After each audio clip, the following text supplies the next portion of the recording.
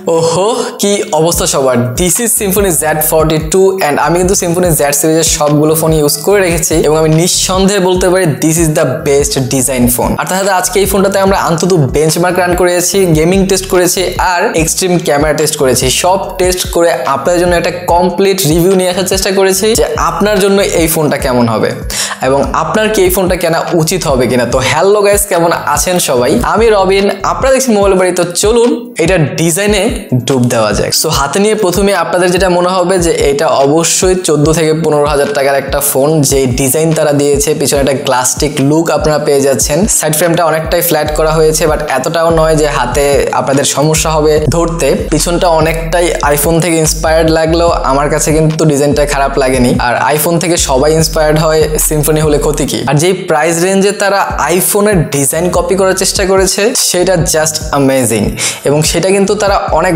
ভালোভাবে ইমপ্লিমেন্ট করতে পেরেছে। এটার যে ডিজাইনটা, এটা আপনাদের হাতে নিয়ে বলতে হবে যে না, একটা সুন্দর ডিজাইন এটা। এবং এটা যদি কেউ হাতে দিয়ে বলেন এটা 9,599 টাকা, এটা অনেকে বিশ্বাস করবে না, কারণ এই ফোনটা আসলে দেখতে চমৎকার। বাট বিল কোয়ালিটিতে এখানে পুরোটা প্লাস্টিক পাচ্ছেন এই বাজেটে, যেটা সহনীয় বিষয়। এবং তার সাথে হ্যান্ডফিলটাও কিন্তু আপনাদের খুব ভালোই দেওয়া হয়েছে। ফোনটা আপনাদের হাতে এতটা ভারী মনে হবে না, যদিও এটা 202 গ্রাম, তারপর ওয়েট ম্যানেজমেন্টটা অনেক ভালো করা হয়েছে, যার কারণে হাতে এতটা ভারী মনে হয় না। সো এদিক থেকে আমি অনেকটাই স্যাটিসফাইড যদি আমি হ্যান্ড ফিল প্লাস ডিজাইনের কথা বলি। সো যদি আশেপাশে নজর দেওয়া যায় তাহলে বটম সাইডে আপনারা পেয়ে যাচ্ছেন একটা স্পিকার গ্রিল, একটা মাইক্রোফোন, একটা USB-C পোর্ট অ্যান্ড একটা headphone jack. And headphone jack অনেক ইম্পর্টেন্ট। তার চেয়েও ইম্পর্টেন্ট হলো টাইপ সি নিয়ে কথা বল। 9,699 টাকায় সিম্ফনি টাইপ সি পুশ করেছে এখানে। সিরিয়াসলি এইখানেই হচ্ছে সিম্ফনি আমার মনটা জয় করে ফেলেছে যে সিরিয়াসলি 10,000 টাকার নিচেও কিন্তু টাইপ সি দেওয়া যায় এবং সিম্ফনি এটা প্রমাণ করেছে। সিম্ফনি কিন্তু তাদের Z40 তেও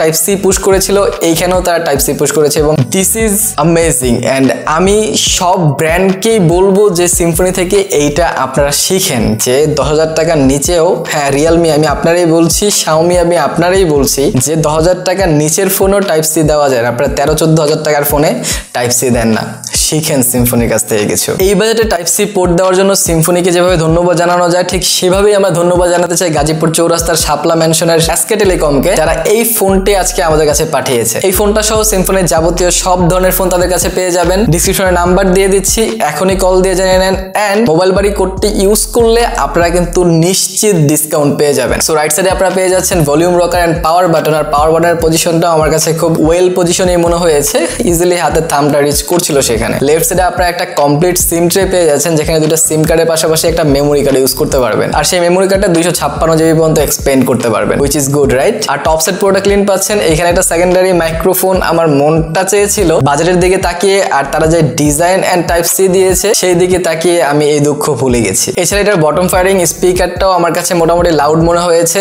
আশা করি আপনাদের কাছেও খারাপ লাগবে না। এই বাজেট অনুযায়ী এটার স্পিকারটা আমি ঠিকঠাক বলবো, বাট আরেকটু লাউড হতে পারতো। তারপর আমি একটা সাউন্ড ডেমো দিয়ে দিচ্ছি, আপনারা শুনে নেন।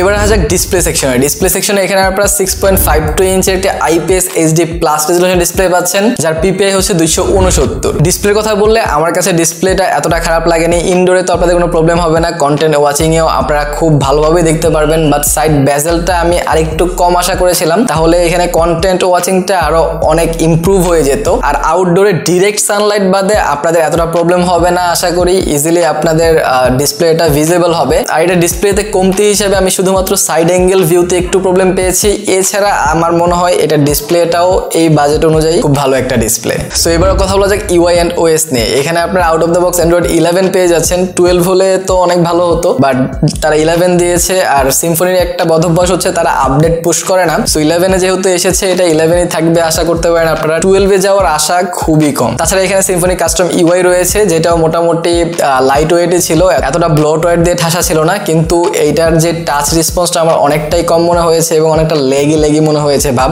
এটা একটু স্মুথ হতে পারতো। আই থিঙ্ক প্রসেসরের পাওয়ারটা এরকম পুশ করতে পারছিল না যেটা এটাকে ল্যাগ ফ্রি ইউজ করাবে আর কি। আপনারা হয়তো জেনে হতাশ হবেন যে এটা সবচেয়ে ডিসঅ্যাপয়েন্টিং জায়গায় হচ্ছে এটার পারফরমেন্স সেকশন। এখানে আপনারা হেলিও P22 প্রসেসর পেয়ে যাচ্ছেন, যেটা 1.8 GHz কোয়াড কোর প্রসেসর দেখাচ্ছে সিম্ফনির ওয়েবসাইটে, বাট আমি যখন এটাতে CPU Z ইনস্টল করেছি সেখানে 2 GHz দেখাচ্ছিল। বাট যাই হোক, এটা একটা কোয়াড কোর প্রসেসর, যেটা এই বাজেটের ফোনে আমিও আশা করিনি, আপনিও আশা করেন নাই। অবশ্য অন্তত অক্টা কোর হওয়া তো উচিতই ছিল, বাট কি আর করার। যদি এটার পারফরমেন্স সেকশনের কথা বলি তাহলে আমার মনে হয় যে আপনাদের ডেলি টু ডেলি টাস্ক মোটামুটি ভাবে কমপ্লিট হয়ে যাবে, এতটা প্রবলেম হবে না। অ্যাপ ওপেনিং টাইম একটু বেশি হলেও গেমিং এ আপনারা এতটা প্রবলেম পাবেন না। নরমালি এই বাজারে যারা ফ্রি ফায়ার খেলতে যাচ্ছেন বা নরমাল গেম খেলতে যাচ্ছেন, টুকটাক গেম, তাদের জন্য ঠিকঠাক। বাট যারা হার্ডকোর গেমার তাদের জন্য অবশ্যই আমি এই ফোনটা সাজেস্ট করব না, তাদের জন্য আরো ভালো ভালো ফোন আছে। আর এদের র্যাম হিসাবে 3 GB র্যাম পেয়ে যাচ্ছেন এবং রোম পেয়ে যাচ্ছেন 32 GB। অবশ্যই এখানে যদি 464 দেওয়া হতো তাহলে এটা সোনায় সোহাগা হয়ে যেত এবং এটা মানে 2000 টাকা বাজেটের মধ্যে জাতীয় ফোন হয়ে যেত।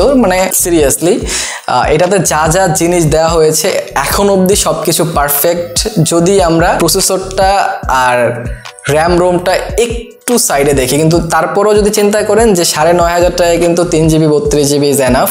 বাট প্রসেসরটা এখানে অক্টা কোর দিলে আমার আর কোনো কমপ্লেনই থাকতো না এটাতে আর কি। সো এবার কথা বলো যে ক্যামেরা সেকশনে। ক্যামেরা সেকশনেও এখানে ডিসেন্ট বলবো আমি। 13 মেগাপিক্সেল ট্রিপল রিয়ার ক্যামেরা পাচ্ছেন, যেখানে একটা 13 মেগাপিক্সেল মেন সেন্সর এবং বাকি দুইটা 0.8 মেগাপিক্সেলের। আর সেখানে একটা ম্যাক্রো ক্যামেরা এবং আরেকটা ডেপথ সেন্সর। বাট রিয়ার ক্যামেরার পিকচারগুলো ঠিকঠাক ছিল। আমার কাছে ডে লাইটে খুব ভালো ভালো পিকচার উঠছিল, বাট লো লাইটে একটু প্রবলেম হবে আপনাদের। বাট ডে লাইটের যে ছবিগুলো এগুলো আপনাদের সন্তুষ্ট করবে। আর ফ্রন্টে আপনারা 8 মেগাপিক্সেল ক্যামেরা পেয়ে যাচ্ছেন, হুইচ ইজ গুড, এন্ড এইটাও আপনাদের বেশ কিছু ভালো ছবি ক্যাপচার করে দিবে। সো এবার যদি আমরা ব্যাটারি নিয়ে কথা বলি তাহলে 5000 mAh ব্যাটারি পাচ্ছেন, হুইচ ইজ গুড, এবং এটা আমাকে খুব ভালো একটা ব্যাকআপ দিতে পেরেছে। মডারেট ইউজে এটা 5 থেকে 5.5 ঘন্টা ব্যাকআপ দিয়ে দিচ্ছিল এবং এইটা আপনাদেরকে 1 থেকে 1.5 দিন ইজিলি ব্যাকআপ দিয়ে দেবে। সো সেই দিক থেকে আপনারা নিশ্চিন্তে থাকতে পারেন। এবং এইটাকে রিচার্জ করার জন্য বক্সে আপনারা একটা 10 ওয়াটের চার্জার পেয়ে যাচ্ছেন, যেটা দিয়ে এইটাকে ফুল চার্জ করতে আপনাদের 2 থেকে 2.5 ঘন্টা সময় লেগে যাচ্ছিল, which is good. I think আপনারা যদি সারাদিন ব্যাকআপ এটা দিয়ে দেয় তাহলে রাত্রে আপনারা চার্জ দিয়ে ঘুমাইতে পারবেন। সো এতটা প্রবলেম আপনাদের পড়তে হবে না। সো এবার যদি কনক্লুশনে আসা যায় তাহলে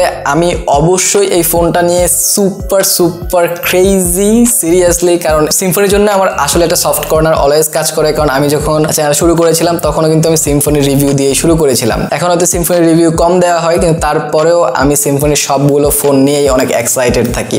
আর এই ফোনের সাথে অতি শীঘ্রই আপনাদের বেশ কিছু কম্পারিজন পেয়ে যাবেন। সবচেয়ে বড় যেই কম্পারিজনটা হবে এটার সাথে ভিশন 3-র, সেটা আপনারা অবশ্যই দেখবেন। আই হোপ সেটা যেন আপনারা ওয়েট করে থাকবেন। এটার সাথে কিন্তু ওয়ালটনেরও একটা স্পিড টেস্ট আসবে, হুইচ ইজ ক্রেজি, এন্ড আপনাদের কাছে অনেক ভালো লাগবে আই থিঙ্ক। আর যদি এইটা আমি রিকমেন্ড করতে চাই তাহলে আমি ডেফিনেটলি বলবো, যদি আপনার 9699 টাকা বাজেট থাকে এবং আপনাদের একটা বেসিক ফোন দরকার হয়, যেটা আপনি এত বেশি গেমিং করবেন না, বেসিক ইউজ করবেন বা বাসায় কাউকে গিফট করবেন, তার জন্য কিন্তু এই ফোনটা খুবই ইউজফুল হবে সিরিয়াসলি। সো আই হোপ আপনারা সবকিছু বুঝতে পেরেছেন এবং আপনারা একটা ভালো ডিসিশন মেক করতে পেরেছেন। আমি আমার পার্সোনাল ইউজার এক্সপিরিয়েন্সটাই আপনাদেরকে শেয়ার করেছি যেই কয়দিন ইউজ করেছি। আর তার সাথে আমি কিন্তু দুইটা ফ্ল্যাগশিপ ফোনের স্পিড টেস্ট করেছি, যেটা ক্রেজি হয়েছে, Realme GT master and Oppo F21 Pro। সেটা যদি আপনারা না দেখে থাকেন তাহলে এইখানে ক্লিক করে দেখে নিতে পারেন। সো ভালো থাকেন, সুস্থ থাকেন, ভিডিওটা ভালো লাগে লাইক কমেন্ট শেয়ার করে দেন। দেখা হবে পরের ভিডিওতে। টিল দেন, আল্লাহ হাফেজ।